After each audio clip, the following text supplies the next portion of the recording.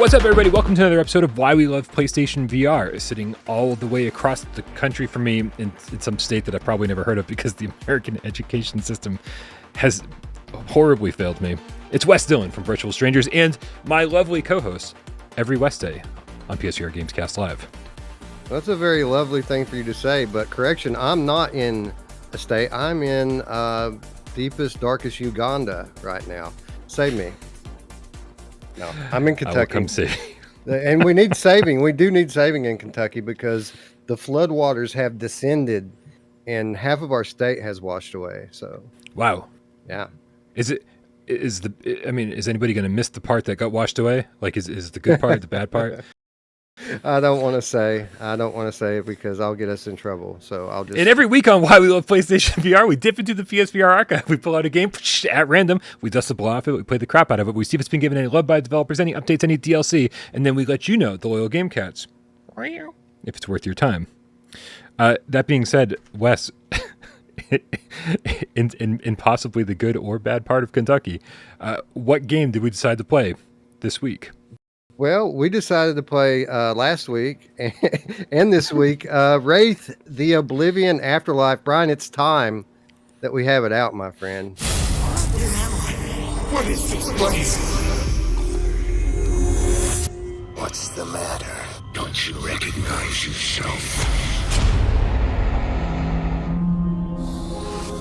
There was a seance of sorts, but here we are, dead.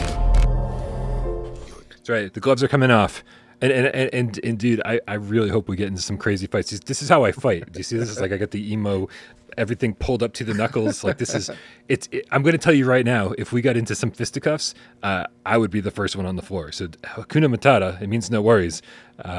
Wraith the Oblivion Afterlife, makers of Apex Construct and the Takari's Tale of Stolen Pets.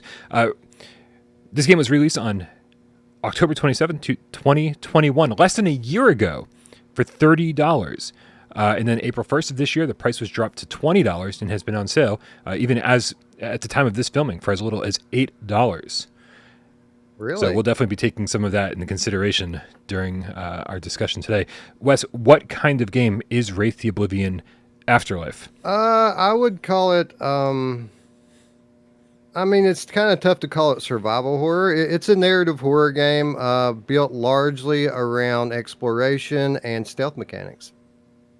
Yeah, I actually wrote down narrative-driven horror adventure with a tinge of stealth. And I'm going to tell you something, Wes. I want to break apart all four of those elements and tell you why I think that it fails on all four of the things it went for later in the show. This is set in the World of Darkness. World of Darkness, for anybody familiar, is the same world that Vampire the Masquerade or Werewolf the Apocalypse is set in. I am not familiar with any of this stuff. Does this resonate with you at all? I have heard of it. I'm not familiar with it. I did, study it up a little bit when during the ramp up to launch, during the promotional period.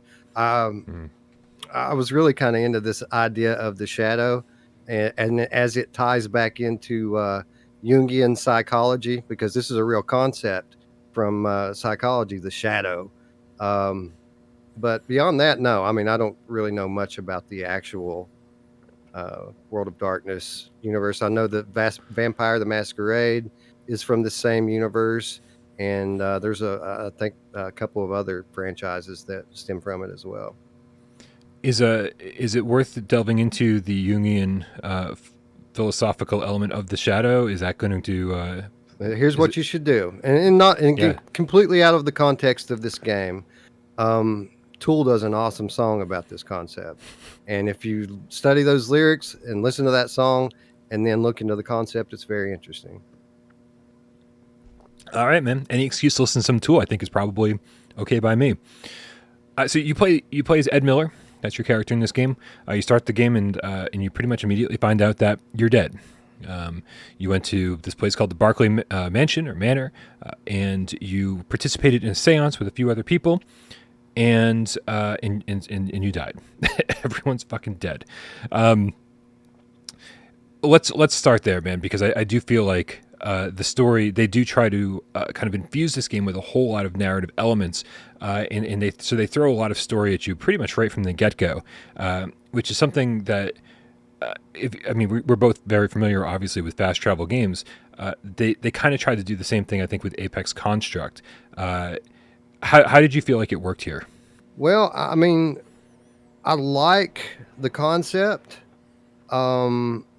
It's weird because at first I didn't really understand why things were the way they were. The concept of the game here is that you're waking up, you're disoriented, you don't know what's going on.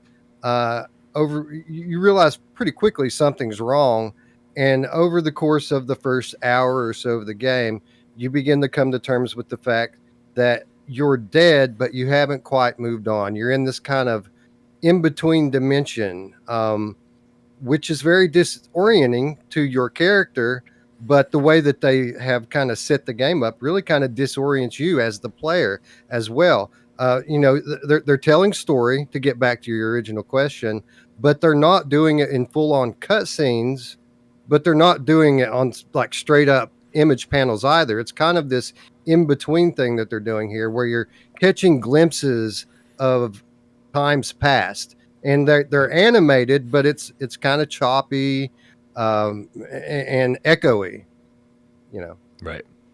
Yeah, and I honestly, when I was playing this last night for a refresher, there was a point where I said, you know what, I never say this during VR games, ever, ever, ever. There's a part of me that was like, God, I wish they would have just cut away for a cutscene, because I just absolutely just don't like this form of storytelling where these characters just kind of appear out of thin air, right?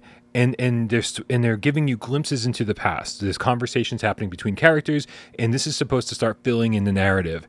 And all you're doing is every 5 steps stopping and watching 2 other people talk, and they're not even talking. They are. You hear the dialogue, you hear that, but they're not animating in a traditional sense. They're sort of just doing these slow movements and whatever. And so I this is now the 3rd time I've played through the game, and I still couldn't get myself to care about the story because of the way it was delivered. And I really, I was so, I don't know. It just pulls me out immediately. I feel like VR has it's been an experimental medium for the last 6-7 years, whatever it's been. And we're still kind of coming to terms with good ways to do proper storytelling. And I just feel like this was an interesting experiment. It just didn't really pan out for me. For me, I rather like the story. I agree that it could have been delivered somewhat better, but rather than like go to a full-on cutscene, I think I like how they delivered it. I think they could have been a little more animated in their animations. I get it; it fits within the context of the situation, which I think a lot of the things that you were critical about when you reviewed it fit within the context of the situation. But with that said, they could have done better with it. I did like the character models. I don't know if you got in close with them, but I mean, you can see right down to the facial hair and pores on their face. They're very detailed, even though there's no color. But with the slow motion, the lips never move. They just kind of have this expression on their face that conveys their mood. Their lips never move. It's all really slow motion. I feel like they could have, it's on 5, and if they could have cranked it up to like 7.5 or 8, it would have worked a lot better.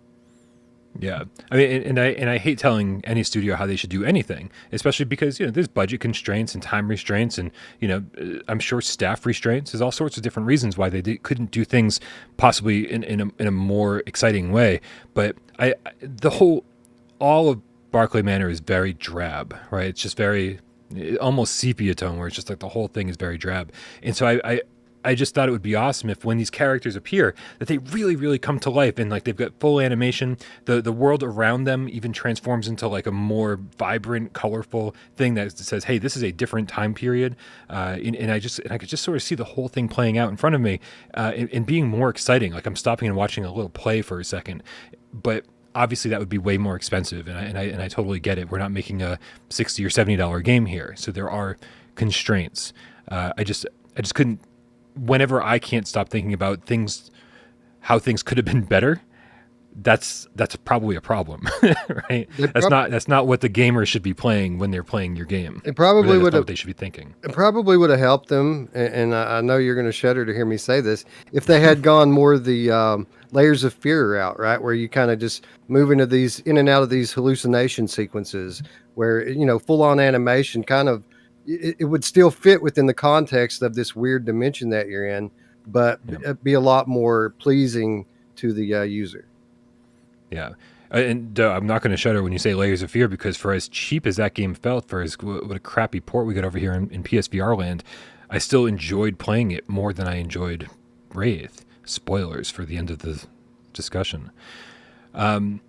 Okay, so this is what you're doing, but and so you're playing as a Wraith, and you're kind of like moving through Barclay Manor, and you're gradually gaining powers. You're finding items to use, you're gaining powers to use, and you're not, just because you're playing as a ghost, it's really strange because you're the weakest ghost on the face of the planet when you start. As you said, you're kind of trapped in this limbo almost, where you're not ready to move on. You're no longer alive, no longer human. And so, but like you walk around like you're a person. You still have to open doors. You grab with your hands. You can't walk through walls. Like, these are all things that happen later on. And so it does sort of have, thankfully, because this is something I really enjoy in games, a Metroidvania type aspect to it, where you're walking around, it seems like there's nothing you can do at all, and then you find a camera, and then suddenly you can start taking pictures, and that like starts opening up story segments, and then you find a flashlight, and that starts opening up story and creating new pathways for you to walk through. I will say I really enjoyed. Like this, I feel like they kind of nailed, like, okay, here's your environment, but it's going to take you some time to like really expose all the corners of it because of the way that we've sort of walled you off. Yeah, this is one of the big things that I really liked about the game. I mentioned to you before we went on air here that there was two things about this game that I really enjoy and really saved the game for me. And one of them is this kind of exploration thing that they've got going on here inside in a manner. I've said it many times. I kind of fell in love with this genre with the original Resident Evil. And the thing that I really loved about that game is that you're in this gigantic manor, and some of it's locked, some of it's not. You have to figure out how to reach inaccessible areas, and the game progresses. The more that you explore, the more items you find, the more the doors unlocked, and you just keep going. Not many games do that these days. Most of these games are putting you outside. So games like this, games like Layers of Fear and Resident Evil 7, I love because they're so few and far between these days. I cherish them when we actually do get one. Yeah, and I can totally see that. This is there is a certain level of satisfaction to slowly kind of like discovering new pathways and slowly figuring out this door's been locked for the first 3 hours of the game. I finally get to see what's behind it. I think that moment of discovery where you open it up. Now, I'm going to sound like negative Nancy here, because for every positive I have about this game, there's a negative. And I will say that most of this game looks the same. Like, there's very little of it that, like, when you open a door and you go, oh, thank goodness, it's something different. Like, that almost never happens, right? And I do, and I always hate to blame the Quest for the games that PC and PSVR got, but I do feel as though the limited geometry that they use, the limited amount of detail that they use, is all because they knew that this game was going to sell best on Quest. So they had a limited amount of resources, and then we just sort of got the trickle down ports over on PC and PSVR. I agree with you here. I think you can tell that this game was developed with Quest in mind. And while it don't look bad, like everything's nice and clear and fairly detailed, it is very samey. There's basically three main areas of this estate that you're searching, and they do look slightly different from one another, but they don't look very different. I mean, they're pretty similar, and a bunch of seeing the same posters over and over again and stuff like that. Yeah, for sure, a lot of the same stuff, and honestly, man, there's so many different directions I want to go right now, but obviously, I think when after you talk about the graphics, I think the obvious place to go is the sound. I feel like Game Pro magazine right now, where it's like graphics, sound, But let's do it though. Let's do it because the sound design here, I think, for a good part of it, is really good. I actually really enjoy walking around and hearing noises and things creaking, and that's one of the best parts of any horror games, especially in VR. When you get the headphones on and you're just super immersed, and you're kind of scared to go into the next room, especially when you start finding out that things are indeed stalking you, and that there are things to be concerned about. The second the danger starts ramping up, I think the audio starts being twice as effective because now you are worried that somebody's tracking you. I have to say, for every positive, there's a negative. Man, I wish they turned off the reverb or the ghostly sound effects for all the dialogue in this game, because I think I said this in my review. When everything is scary or everything is made to be spooky all the time, then nothing's scary. When these really tense, impactful moments hit you, it's like, well, this is just kind of the same as the thing that was just happening when a couple random people were talking, right?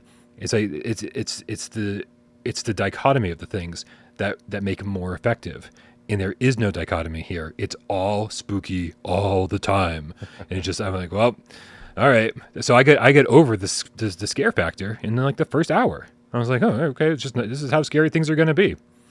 And I blame that on the audio a lot, Wes. I absolutely love the audio in this game. I get what you're saying with the reverb and echo effect that they've got going on here, but for me, it makes perfect sense in the context of the situation. You're in this kind of in-between realm, this dimension. It's almost like you're underwater and trying to get your bearings. And I love it. And beyond just the echo effect, which isn't what I love about it, but it doesn't bother me. We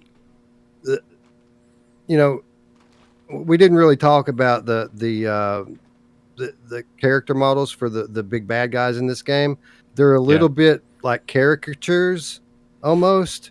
What really makes those things terrifying are the sounds when they grab you and when you die. It is horrifying, and it makes me shudder every time I hear it. With that said, I do think there's a couple of things they could have done better with regards to audio. They certainly could have done a little bit more with ambient sounds. There's almost nothing with regards to music, if you would call it that. Some games kind of have this music that's not music, but it's just enough. Like Dreadhalls is a great example of this, where it's just enough. You'll hear tones in the background, things that give you this ominous sense to build tension before something happens. They could have done a little bit better in that department, but what they do here, I really like. I thought it was very well done. What's the best part of this game, Wes? What's the best part? The best part of the game, I think, or the best aspect. I'm not looking for a specific, instance in the game where things would go amazing. Just the best aspect of it. Well, I think one of the things we already touched on, which is the exploration and the manner, even though it is a bit samey, I like the format. The other, there's a couple other things I really like about it. Now, you mentioned that you weren't a big fan of the stealth in this game. It got my pulse up, man. When these things get after you and you're trying not to die. By the way, you don't want to die because there are certain areas of this game that are very difficult to get through. And I died a bunch of times, and it gets annoying. Those very same sound effects I told you make shivers go up and down your spine. After you hear them 10 times in a row, you're ready to move on. So you get scared when these things are after you. And not all of them, but there's probably three main sections, stealth sections in the game that really got my pulse going. And it takes something, Brian, to get my pulse up. So I really appreciated that. Yeah, I'm kind of with you. Like I think there are frustrating elements about the stealth for me personally, but I also think that the stealth is good because the game I think suddenly becomes focused, where I think it's a horribly unfocused game at times. Suddenly you're like, okay, all my attention is on this. I have to get through this area. And when it becomes a stealth game, I think it's at its best.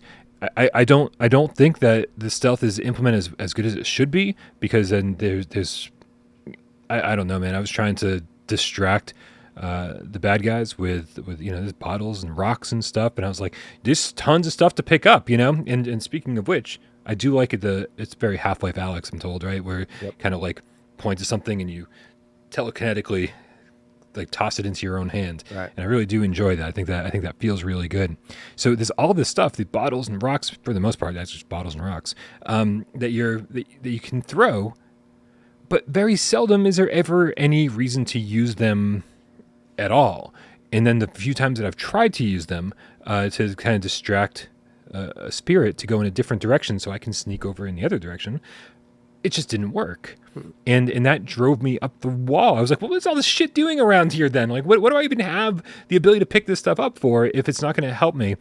And, and yeah, I think there were 3 stealth sections. And so it kind of made me wish that the entire game was a stealth game, and that they'd leaned into that heavier, and that was just a bigger mechanic all around. And then maybe some of the things that you unlocked ability-wise related to you being a stealthier Wraith. And I thought that would have been really cool.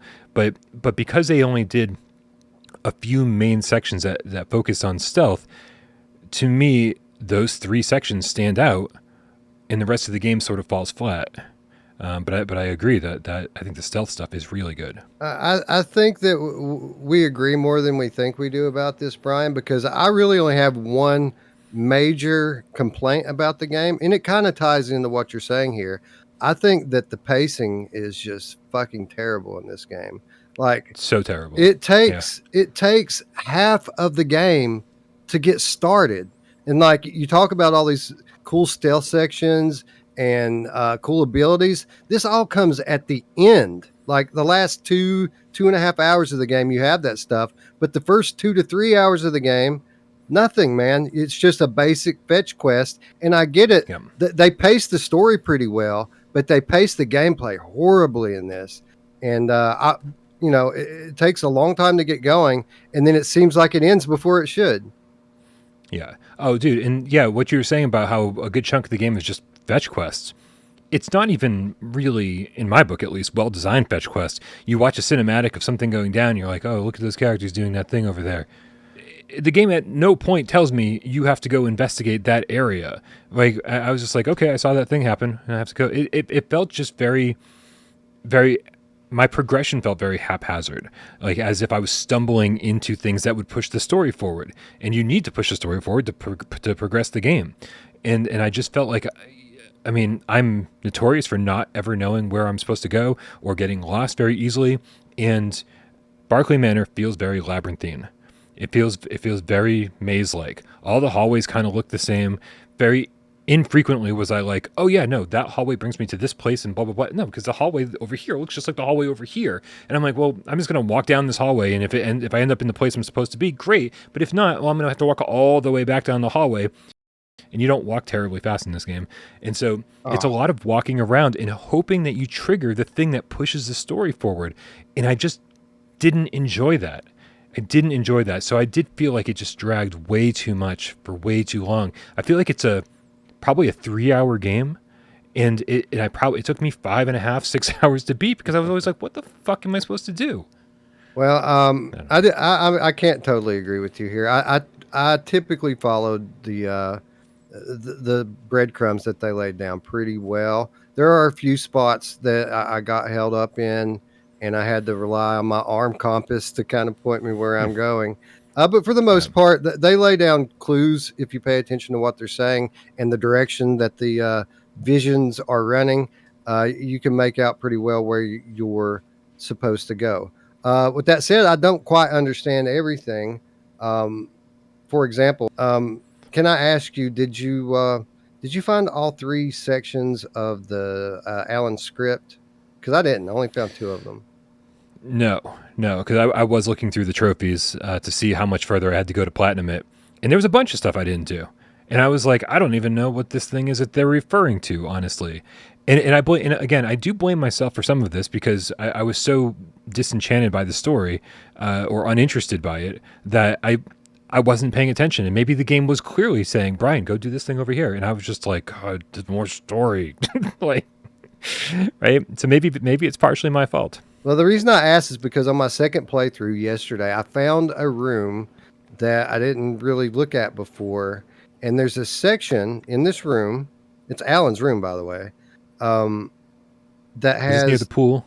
Just out yes, of curiosity. yes. I know exactly what you're talking about. Okay. There's a spot that's very similar to the spot at the end of the game where there's things for you to put items into, and I'm just curious what that's all about because they never mention it, they never refer to it. It has to be some kind of a collectible or achievement. But I wonder. It makes me wonder if it affects the story. Does it give us an alternate ending or at least a variation? I could see that being the case, but I don't know. I wish it was a game that I enjoyed playing more so that I could actually say, man, I can't wait to go back and play through it again and find out like what this all means and like what is this, what is the is there a secret hiding here? But I just don't. Like I found the progress to be very monotonous and very tedious to the point where it's like this is a tough game for me to get through, which is obviously not what you want to say when you play, especially a horror game, man. Like I give horror games so much leniency. I feel like, we just talked about Layers of Fear, and Layers of Fear has so many problems, and I still found it somewhat enjoyable. And this, I struggled to find the enjoyment. There are 3 points in this game that I think about and go, man, those were 3 really good points. And I was like, maybe I'm underrating this game. But then I jump in like I did last night, refresh my memory, and go, nope. Nope. Well, for what it's worth, I played it again last night, and after we got past the initial, bullshit fetch quest to get the game going, I actually enjoyed it more this time than I did the first time. I think because I'm better at it now. Like a lot of what you were mentioning with the stealth and kind of having issues getting distracting the enemies so that you can get through. I was much better at that this time. Mainly because I know which enemies that stuff works on and which ones it don't. I also and paying attention to where I'm stepping. The sound design is very good in this game, and it's not just to affect you, but many of these enemies locate you by the noise that you make. That's why you're throwing things. But there's broken glass all over the floor, and if you step on it, they know exactly where you're at, and they'll come and get you immediately. It took me a while to get that the first time through. Knowing it this time saved me a lot of headache and frustration. And I had a little bit more fun because of that. Nice. That's good to hear. All right, man. Well, maybe it's time to rate this sucker. What do you think? What's our rating scale, Wes? Rating scale 1 is a must own. I always get this backwards, right? 1 is the must own. You got to go get it now. Don't hesitate. Why don't you have it yet? What the fuck is wrong with you? 2, we'll never know. Wait for a sale. It's a good game, but maybe a little overpriced. So maybe catch it on a deal, but definitely worth playing. 3, avoid at all costs. Not fun. A waste of time. Don't waste your Move controller batteries on it. Nice. So what do you rate this, man? Where do you fall? It's weird, man, because I'm like you. I'm very lenient for horror games, but at the same time, I have tiers from the way I rate horror games. There's the top tier, which I call great. There's a tier just under that that's very good. Then there's good ones under that, and then there are bad ones under that. I think the great ones I could probably count on one hand, and that's across all platforms. This is not one of those. I do consider it to be a very good game, though. I put it in line with games like Paranormal Activity, The Exorcist, Legion VR, these type of fun and immersive narrative-driven horror games. I put it there, so I can't quite call it a 3. But with that said, I do recommend it, and I do think that it's worth the price now, especially now that they've cut it. So I would call it a strong 2. Furthermore, one thing I didn't mention about the story, it's very unique. The kind of set and setting here. We don't see any games that kind of lean into this Hollywood occult style of storyline, and this is derived from real life. You talk to, if you get into conspiracy theories at all, and I was into it for a long time, There are I'm so into conspiracy theories. Tell me. so there's a lot of books and there's a lot of people that talk about this kind of underworld in Hollywood that's into the occult. They all Mm. they're all into like black magic and witchcraft. And this is the first game that I can recall that even delves into that at all. When I heard that this was going to be based around an occult ceremony in a Hollywood mansion, dude, I was sold in before I even had played the game. So I highly recommend it. The things that it does well, it does pretty well. And I've played through it twice now and enjoyed it both times. So I would call it a strong 2, in my opinion. Yeah, I've got a hard time rating this one because again, I do feel like the high points are pretty high and the low points are really low, and I feel like there's a lot of low between the high. One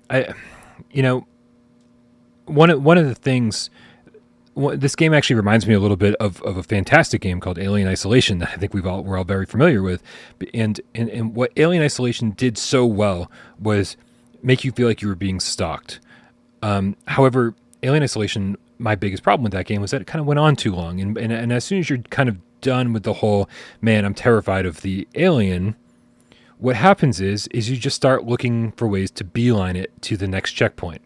And you're just like, well, and I will load my save game, or I will let it auto load as many times. I will die over and over and over because I'm just done with how things work here, right? I think Alien would have the fear factor of Alien would have lasted much longer if it was in VR, but I was playing on a flat screen years ago, and that's kind of how I feel about this. In Wraith, I'll do a stealth segment and die. Stealth segment, die. Right? You have a flashlight with a flash, right? That like temporarily blinds your enemies. Like it's chasing after you, and you go, and I'm like, sweet. and how useful is that? Get you about it's not. Get you about 3 steps, and then they catch right back up to you.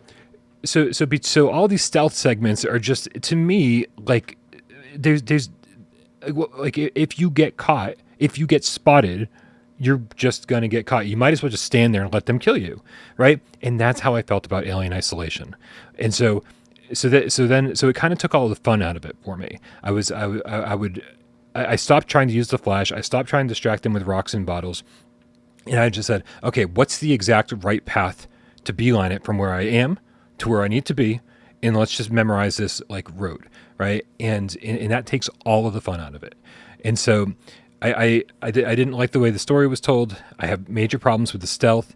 The progression was super, super slow, and it was. I don't feel as though I don't feel as though there was a good sense of direction as to what I should be doing next. And Barclay Manor does open up quite a bit at a certain point to where you could wander around for hours and never quite figure out where you're supposed to be next, and that's boring, especially when there's something that's going to kill you around the next corner. So I have a hard time recommending this one because of all of its problems. But at the same time, I looked at the $30 price point and I was like, way too much. They quickly put it down to $20, and I'm like, we're getting there, right? So and then when it's on sale for like $8, suddenly I'm like, you know what? If you're interested in this, I have a strong feeling that not everyone's going to be as critical as I am. That because the general reaction out there has been that, Brian, you're way too critical on this game. Everyone else seems to be enjoying it and is way more scared by it than I am. I'm a big crybaby. I get scared by everything. Wraith didn't really scare me. And so I have a feeling I'm in this weird little niche of people who just don't enjoy this for whatever reason, and I'm totally fine being wrong. But because of that, the best I can give this is like a strong 3, which is like, hey, get it when it's on sale. If you're a super duper big horror fan, and if you think that maybe I'm in the wrong on this, that's a lot of caveats. And I hope to God that if you're a person who does enjoy this, that you buy it for $8 and you find a game that you actually really enjoyed, despite everything I just said.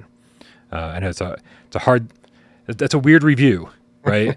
but it's a reviewer basically telling you, hey, I might be wrong on this one, but this is just how I feel about it. Yeah, I have seen a few people that agree with you, but most people that I've seen enjoy this game.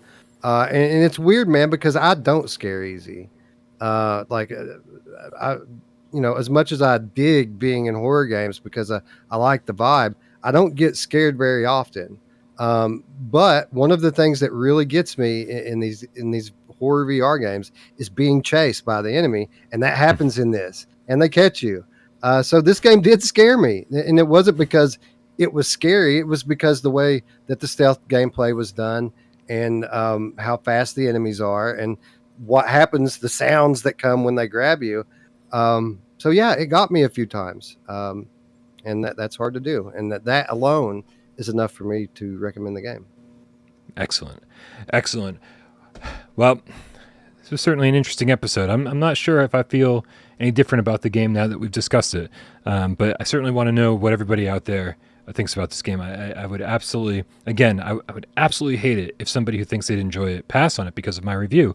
But again, that's all I can do is tell you my opinion of the game. So please let me know in the comments below if you pass on this because of my review. If you picked it up on sale, if you tried it, if you like it, if you totally disagree with everything I said, if you disagree with anything that Wes said, let us know in the comments because I'm very, very curious. I always like to know where I stand with these things.